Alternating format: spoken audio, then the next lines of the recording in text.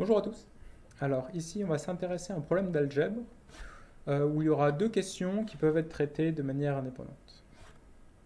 Alors, on considère A, B, C des entiers, alors qu'ils peuvent être positifs ou négatifs, mais il faut qu'ils soient de valeur absolue inférieure à 1 million. Et avec ces entiers, vous pouvez construire d'autres nombres à partir de racine de 2 et racine de 3. Ce que je vous demande de montrer, c'est que vous pouvez choisir ces A, B et C de telle sorte que le nombre produit est très petit, et très petit, ça va être plus petit que 10 puissance moins 11. Voilà, première question. Alors, deuxième question, donc ça, c'est-à-dire 10 puissance moins 11, c'est très petit, mais en fait, vous ne pouvez pas aller aussi petit que vous voulez. Je vous demande de montrer que c'est pas possible que vous atteigniez 10 puissance moins 21. Donc, voilà, deuxième question. Que en fait, quel que soit le A, B, C que vous choisissez, s'ils sont non nuls et plus petits qu'un million, cette valeur-ci va être plus grande que 10 puissance moins 21. Voilà, je vous laisse mettre la vidéo sur pause pour y réfléchir.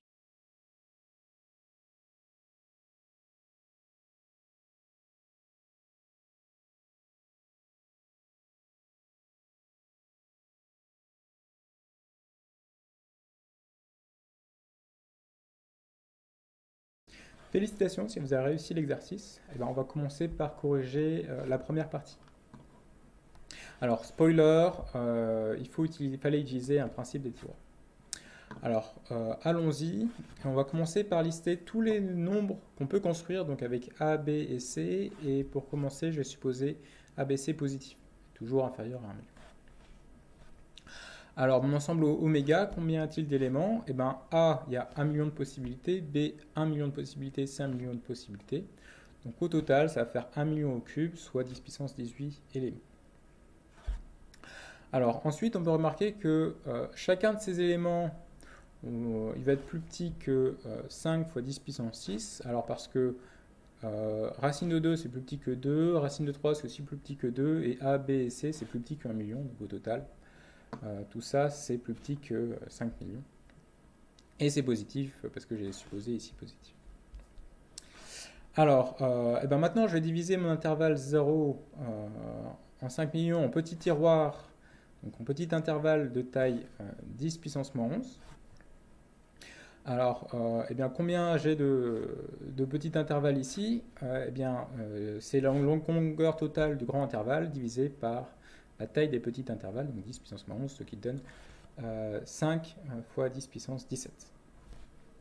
Alors, 5 fois 10 puissance 17, c'est plus petit que 10 puissance 18. Donc, principe des tiroirs, il va exister un de ces intervalles, tel qu'on va trouver deux éléments de oméga qui soient dans le même petit intervalle. Et à partir de là, c'est fini. Donc je fais la soustraction de ces deux éléments. Parce qu'ils sont dans le même intervalle, leur différence va être strictement plus petite que 10 puissance moins 11. Et puis vous pouvez vérifier que A1 moins A2, ça va être plus petit que 1 million en valeur absolue. Même chose pour B1 moins B2 et même chose pour C1 moins C2. Et ça termine donc la première partie de l'exercice. Alors, deuxième partie de l'exercice, il s'agit de montrer que le nombre construit sera toujours plus grand que 10 puissance moins 21. Alors, ce que je vous propose comme stratégie de preuve, c'est de montrer que le nombre multiplié par un certain x que je vous demande de construire et qui ne sera pas trop grand, ça va donner un entier. Donc, si vous voulez, vous pouvez commencer par traiter le cas c égale 0 et voir ce que ça donne, et traiter le cas général après. Donc, si vous avez encore besoin de temps, je vous laisse remettre la vidéo sur pause pour y réfléchir et on continue. Alors, plutôt que de continuer la correction, on va faire un détour et je vais vous poser une question presque philosophique qui est est-ce que vous pourriez me donner la différence entre i, donc le nombre imaginaire pour les nombres complexes, et moins i?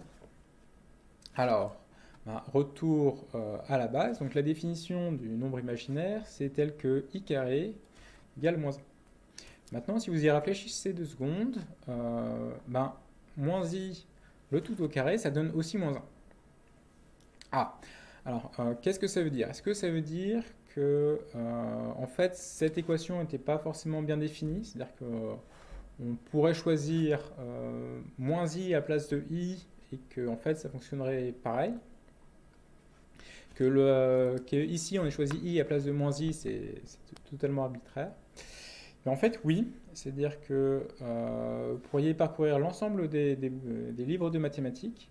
Si à chaque fois que vous voyez i et que vous les remplaciez par moins i, et ben en fait les maths resteraient cohérentes parce que évidemment moins i c'est aussi la définition de i.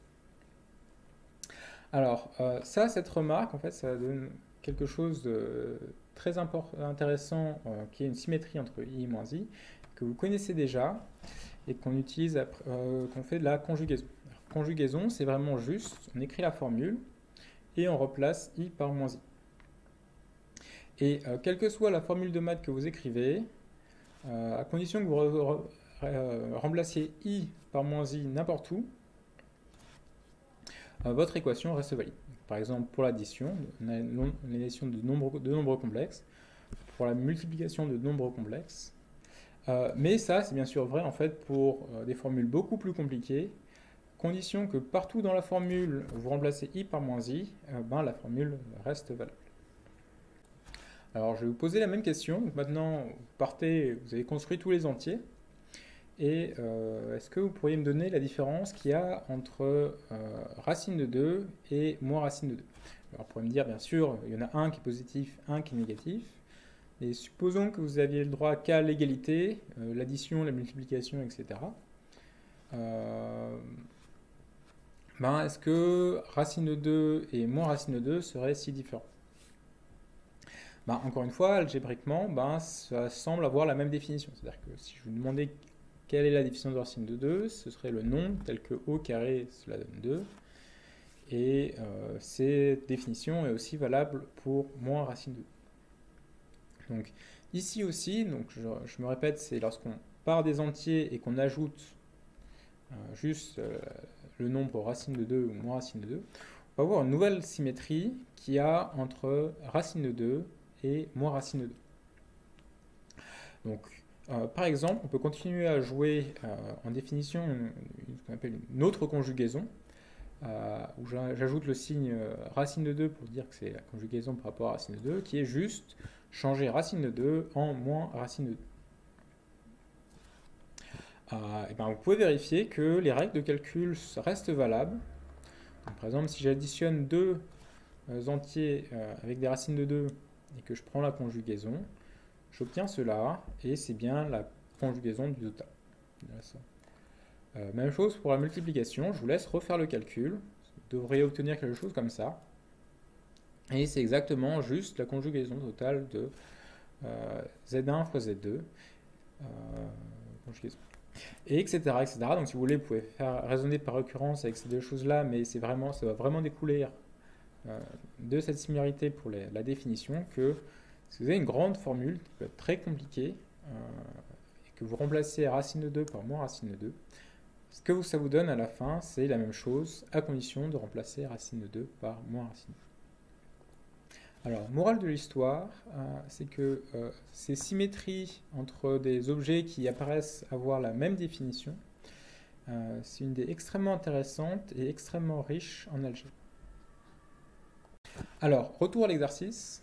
Alors, on va considérer un Z un petit peu plus général, donc de la forme A plus B racine de 2 plus C racine de 2, où j'ai ajouté le D racine de 2 fois racine de 3. Et juste la morale de ce qu'on a vu jusqu'à maintenant, c'est que considérer les changements racine de 2 par moins racine de 2 et racine de 3 par moins racine de 3, c'était très intéressant. Alors, une petite remarque très rapide, c'est que si Z restait invariant lorsque je fais ces transformations, Z serait entier. Évidemment, c'est-à-dire que si je change racine de 2 en moins racine de 2 et qu'il ne change pas, c'est-à-dire que B égale 0, que D égale 0, et que si je change racine de 3 en moins racine de 3, c'est-à-dire que C égale 0. Alors, ici, j'ai deux possibilités pour racine de 2, ici j'ai deux possibilités pour racine de 3. J'ai considéré 4 possibilités possibles. Donc la première, celle-ci où je n'ai pas échangé.